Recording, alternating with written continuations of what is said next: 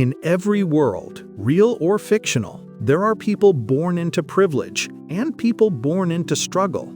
But rarely do we see someone born into both. Tyrion Lannister is mocked for his appearance, underestimated for his size, and rejected by the very family meant to protect him. And yet, from the cracks in his life, light emerges.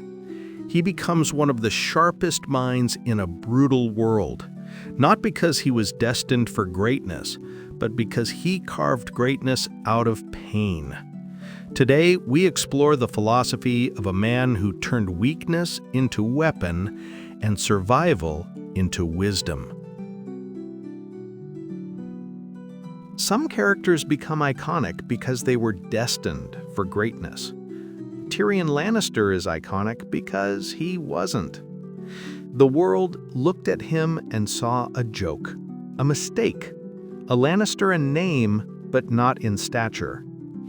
Yet, in the shadows of that humiliation, Tyrion forged a philosophy unlike any other character in Westeros, a philosophy built not from power or gods or prophecy, but from one man's relentless will to live, to think, and to matter. Look at me and tell me what you see. Is this a trick? What you see is a dwarf. If I had been born a peasant, they might have left me out in the woods to die. Alas, I was born a Lannister of Casterly Rock. Things are expected of me. Tyrion doesn't seek knowledge because he's noble. He seeks it because it keeps him alive. Growing up as the half-man, he learns early that he cannot win in a duel. He cannot intimidate with appearance. He cannot rely on his family's love or protection. So he creates a weapon the world cannot steal: intellect. A mind needs books like a sword needs a whetstone, he says, and he means it literally. While others train with steel, Tyrion trains with ideas. He sharpens his humor into a shield, his logic into armor, his memory into a battlefield advantage. In a world where strength is worshipped, Tyrion's philosophy declares, knowledge is the great equalizer. The mind is the blade no one expects.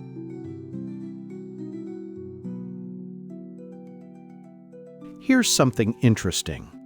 Tyrion is not a hopeful person by nature. He's realistic, brutally realistic. But he understands something most people don't. Hope is not fantasy. Hope is strategy.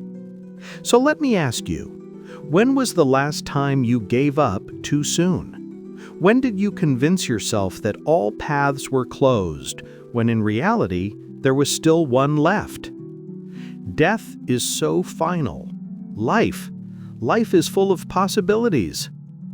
Tyrion's philosophy isn't about positivity. It's about probability. As long as you're alive, as long as you're still breathing, there is always another move to play. And sometimes, that's enough.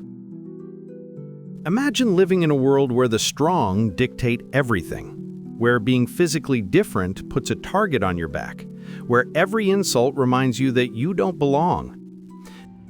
I'm guilty of a far more monstrous crime. I'm guilty of being a dwarf. Now imagine you have no way to fight back using force. What do? Tyrion creates a new kind of strength, one built on intelligence, persuasion, strategy, and the ability to see what everyone else misses. He turns being underestimated into an advantage. When people ignore you, they expose themselves. They slip. They reveal their true motives. And Tyrion watches, always watching. He teaches us that sometimes the most dangerous person in the room is the one everyone thinks is harmless. I demand a trial by combat.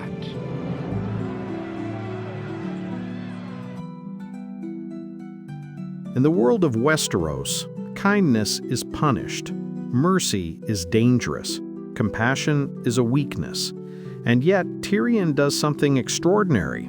He remains human. Even after being betrayed, exiled, hated, scapegoated, even after being sentenced to death for a crime he didn't commit, even after realizing his own family would never love him, he still chooses empathy.